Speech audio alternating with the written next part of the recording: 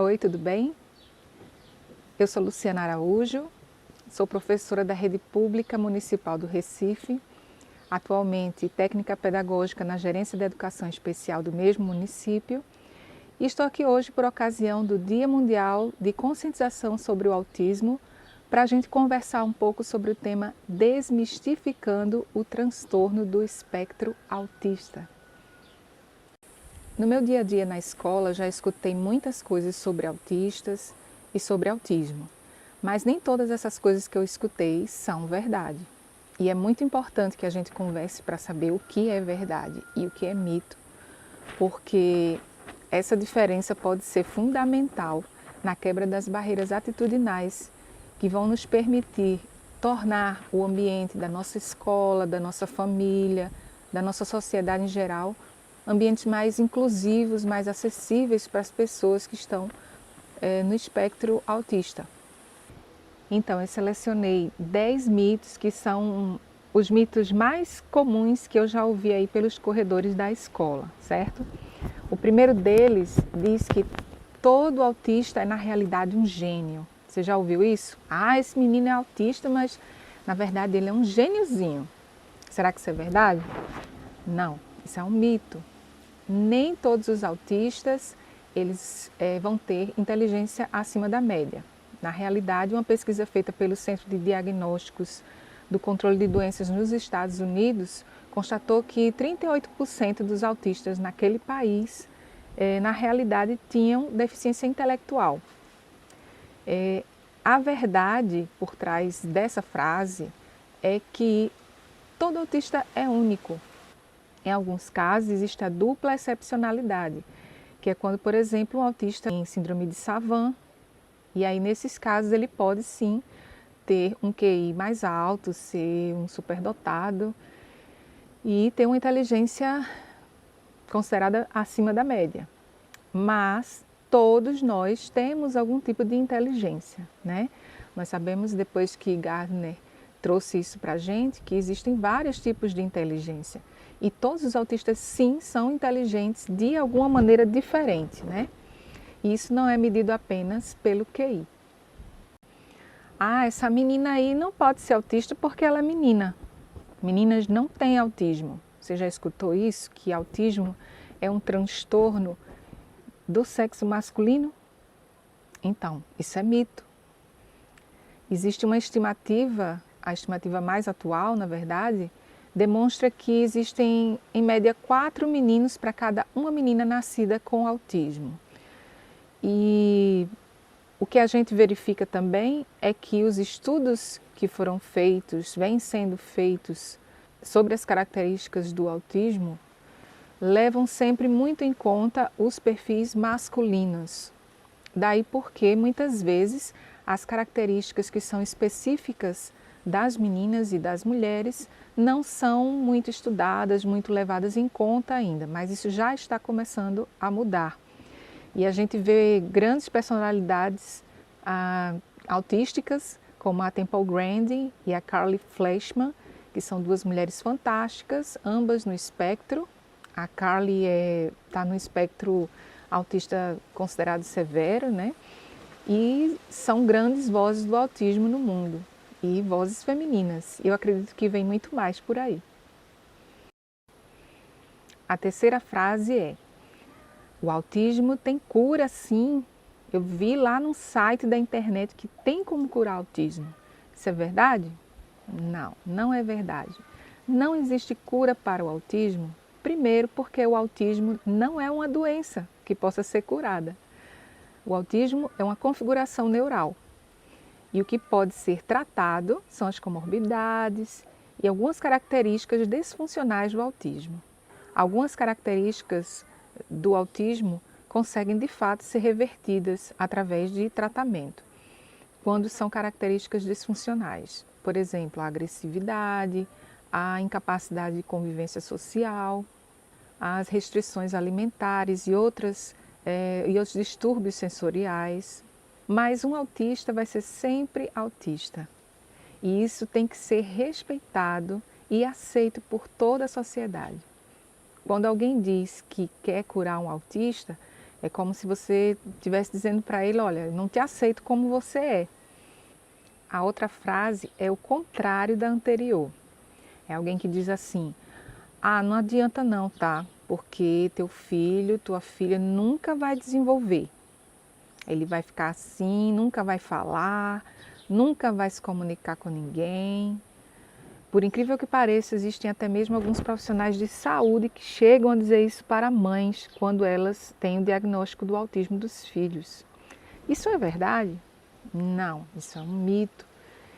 A verdade é que todos nós estamos em constante desenvolvimento e não é diferente com os autistas. Mas cada um vai desenvolver ao seu modo. Como o espectro é muito variado, nós vamos ver, por exemplo, pessoas que não oralizam, não falam, mas são completamente independentes dentro de casa.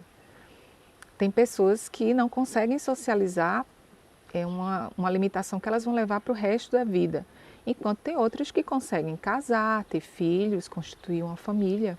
O que não pode haver é uma expectativa muito grande por parte da família, dizendo assim, bem, eu conheço o fulaninho que é filho da minha comadre e que fez tal tratamento e que agora fala tudo. Então eu vou fazer esse tratamento e meu filho vai falar tudo também. Não é bem assim que funciona, né? Cada caso tem que ser analisado individualmente. Mas todos sim podem e devem desenvolver. Outra frase que eu já ouvi por aí é a seguinte: ah, aquele estudante não pode ser autista porque ele olha nos olhos. E autista não olha nos olhos. Será que isso é verdade? Não, é mito. De fato, alguns autistas se sentem desconfortáveis em fazer contato visual. Isso pode ser tanto um autista severo quanto um autista de alto funcionamento. Existe uma cobrança da nossa sociedade que a comunicação seja feita olhando nos olhos, né? Quem não olha nos olhos enquanto fala é considerado uma pessoa falsa, mentirosa. Então, é uma característica que chama muita atenção. Mas isso não vale para todos os autistas. Alguns sim fazem contato visual e, infelizmente, mesmo alguns profissionais de saúde às vezes acham que isso é um critério diagnóstico, mas não é. Um autista pode olhar nos olhos, alguns fazem isso muito bem, tem a ver com características individuais também. Meu filho, por exemplo, ele diz que quando olha alguém nos olhos, os olhos dele queimam. Então, é bem complicado fazer esse treino, que é um treino importante, o treino de contato visual, porque isso aí vai influenciar em vários fatores linguísticos, fatores de comunicação mesmo, né? Porque o nosso rosto é muito importante, tem fatores de expressão facial, tem a questão fonológica, né? Que a criança olhando a boca, ela também aprende por imitação os sons. Então isso é algo que geralmente nas terapias é levado em conta, mas não é uma característica que defina alguém no espectro autista. A sexta frase bem comum de ouvir é a que o autista vive no mundo só dele. Parece que o autista é um extraterrestre, uma coisinha que veio de um universo paralelo para cá. Na realidade, essa frase tem um problema sério, porque ela aumenta a distância entre o indivíduo autista e o restante da sociedade. É como se ele realmente fosse algo à parte. O que existe são idiosincrasias, são maneiras próprias do autista conviver com o restante das outras pessoas. Não é que ele viva num mundo à parte, ele vive sim no nosso mundo, mas ele sente esse mundo de maneira diferente e ele se expressa e se relaciona com este mundo de uma maneira única, uma maneira dele, que muitas vezes não é compreendida simplesmente porque as pessoas não se dão ao trabalho de tentar entender ou de simplesmente aceitar a maneira dele ser. É mais fácil dizer que ele veio ou vive num outro mundo. Outra questão que também chama a atenção são os movimentos estereotipados. Então, algumas pessoas acham que um critério diagnóstico para o autismo é esse autista ficar fazendo aquele movimento de balanceio, que muitos fazem de fato, né? Mas muitas vezes essas estereotipias elas são muito sutis, né? E existem alguns movimentos autistas que preferem nem usar o termo estereotipia, né? Utiliza o termo movimento repetitivo ou STEAM.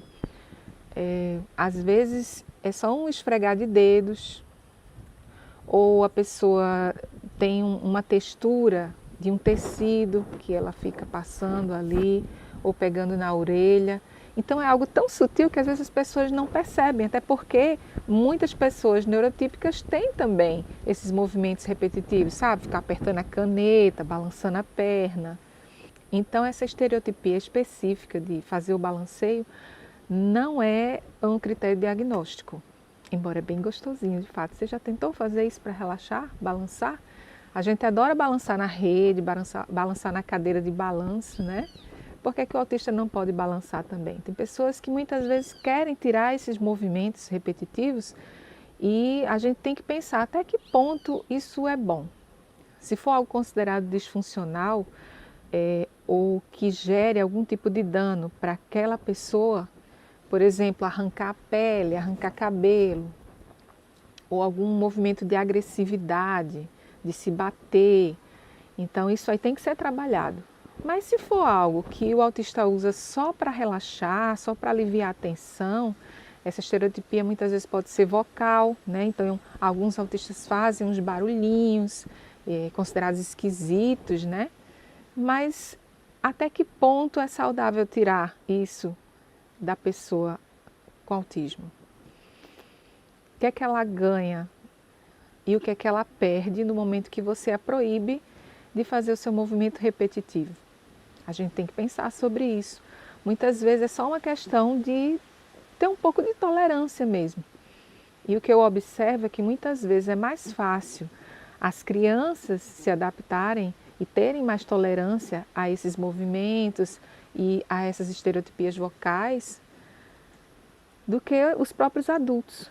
Os adultos às vezes parecem muito mais incomodados, então vamos aprender com as crianças a aceitar mais as diferenças. O 8º mito é aquele que diz que o autismo com a idade vai passar. Então só existem crianças autistas? Isso é mito, gente. Existem vários adultos autistas, existem idosos autistas e muitas vezes essas pessoas não são sequer diagnosticadas, porque o diagnóstico em autismo ele vem se desenvolvendo mais recentemente. Então muitas pessoas não tiveram acesso a esse diagnóstico e ainda não têm, porque, por exemplo, as pessoas de baixa renda têm uma dificuldade séria de conseguir esse diagnóstico, a não ser que seja um quadro de autismo clássico e assim, muitas vezes severo, para ser identificado.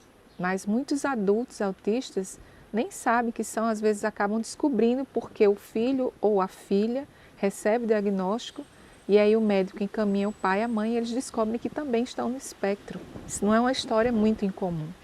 Então, uma vez autista, sempre autista. Você nunca vai deixar de ser autista. Se você já nasceu com autismo, quando crescer você vai ser um autista adulto.